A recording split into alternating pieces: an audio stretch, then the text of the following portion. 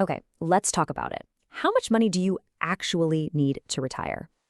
It's a huge question, right? It can feel totally overwhelming, just loaded with anxiety and a whole lot of guesswork. But today, we're going to demystify it.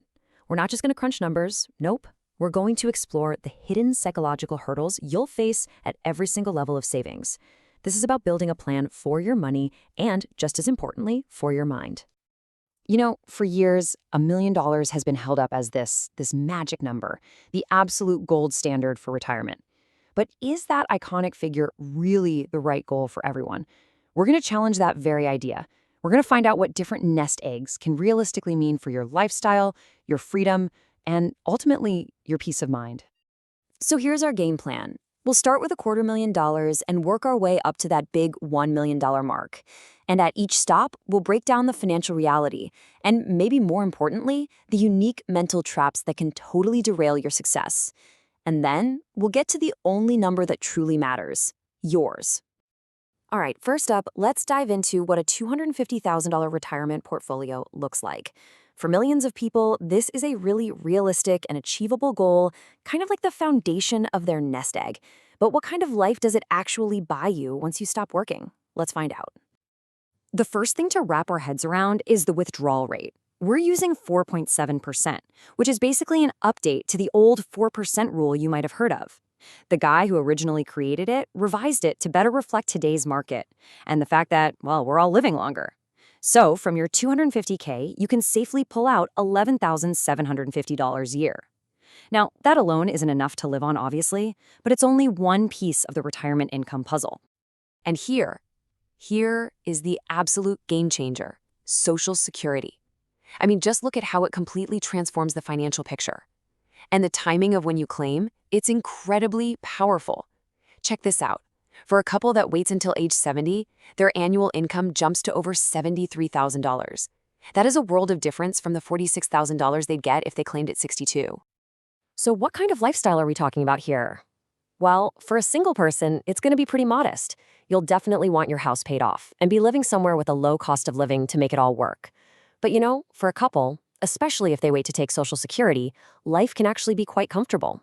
We're talking regular dinners out, enjoying hobbies, maybe a few road trips a year. But there's a really dangerous mental trap that can pop up at this level. It's that nagging feeling of being behind, that your number just isn't enough. And that anxiety can push you to make some really risky, speculative bets, on crypto or meme stocks, trying to hit a home run to catch up. But more often than not, that desperation swing just leads to a strikeout, and that can set you back even further. So what happens when we double that amount? Let's jump up to a $500,000 nest egg.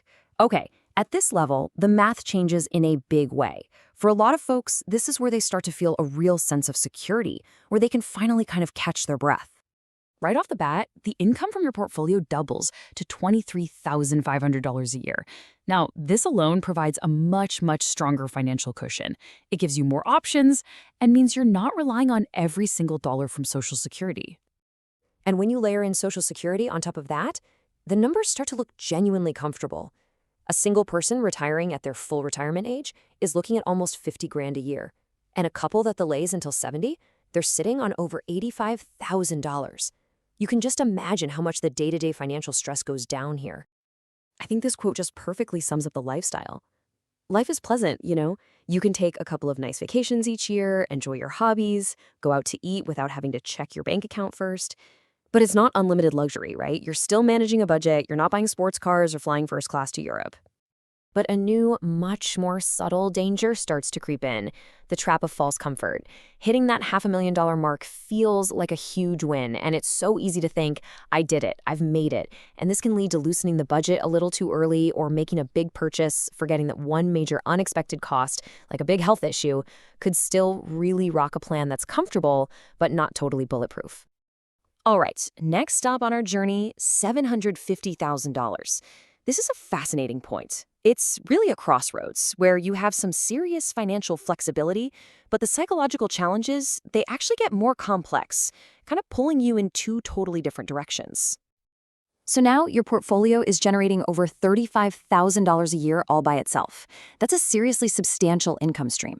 I mean, it's more than a lot of people make in a part-time job, and it gives you a tremendous amount of freedom in how you decide to live your retirement. At this stage, people often go down one of two paths. The first one is the one more year syndrome. You're so close to that magnetic $1 million mark that you just keep working, longer than you need to, really, sacrificing your time just to chase an arbitrary number. The other path is the complete opposite, complacency. You feel so secure that you just stop paying attention, letting your financial plan go on autopilot, and that can be just as dangerous. And that brings us to the big one, the $1 million milestone. This is the peak that so many people are climbing towards, the number that just dominates the whole retirement conversation. But as we're about to see, even reaching this summit comes with its own surprising psychological twist. With a $1 million portfolio, you can safely withdraw $47,000 every single year. Just let that sink in for a second. That is a solid middle-class income from your investments alone, before you even touch a dime of Social Security. This gives you a massive amount of financial freedom and security. Now, look at these income levels when you add Social Security. I mean, a couple that delays their benefits can easily clear 6 figures a year. This funds a genuinely abundant retirement. We're talking extensive international travel, pursuing expensive hobbies, and having the ability to be incredibly generous with your family and the causes you really care about. But here it is, maybe the most insidious trap of all. You do it. You hit $1 million. You've won the game, right? So you go online to a forum or social media to celebrate. And what do you see? People talking about needing $2, $3, or even $5 million to be truly secure. And just like that, instantly, your incredible achievement feels inadequate. The goalposts have been moved by total strangers on the internet, and the joy is just stolen right out of your success. So if even $1 million can be made to feel like it's not enough, then what's the answer? Well, the answer is to stop playing someone else's game. It's time to shift our focus away from these generic milestones and onto the only number that will ever truly matter, your number. Before we figure that out, let's just recap the big lessons here. First, the power of timing your Social Security is undeniable. Waiting can literally change your entire lifestyle. Second, living within your means protects and extends the life of your nest egg. Pretty simple. And third, financial diligence is a lifelong habit. You never really get to a point where you can just stop paying attention. So, how do you find your real number? Well, it's a surprisingly simple exercise, and it starts with dreaming, not spreadsheets. Seriously? Step 1, define your ideal retirement. What do you do every day? Where do you travel? Budget for it all in detail. Step 2, get that total annual cost. Step 3, subtract your estimated Social Security benefits. Whatever's left over, that's the yearly income your nest egg needs to provide. So you take that number, you divide it by 0.047, and boom, that's it. That's your number. Not a number from a magazine or a random Reddit thread, but the one that funds your specific, custom-built life. And really, that's the whole point. This entire process, all this saving and investing, it's not just an exercise in hitting a certain account balance. It's an exercise in designing a life. The goal is to buy back your time and have the resources to spend it exactly how you want. So forget the $1 million question for a minute. The real question is, what does the life you truly want to live actually look like? Once you know the answer to that, trust me, the math